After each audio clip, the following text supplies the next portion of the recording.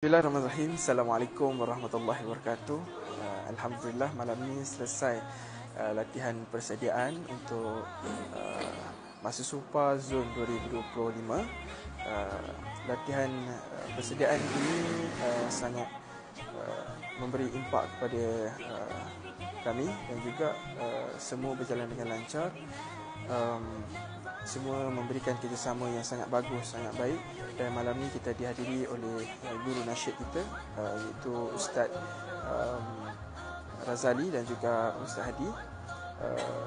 So far Alhamdulillah berjalan lancar. Saya bersyukur dan saya berharap agar adik-adik Shautul Syabab mendapat tempat yang pertama Johan pada Masa Supa Zon 2025, sekaligus mewakili Zon 3 ke Masa Supa Pusat, iaitu Masa Supa Negeri.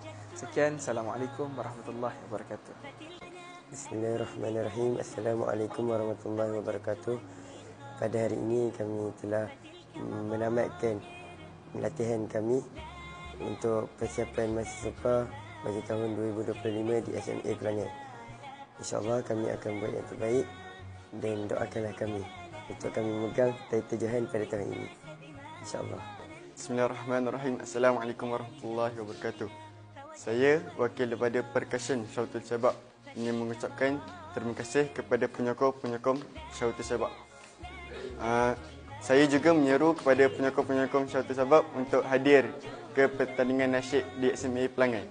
Itu sahaja daripada saya. Sekian.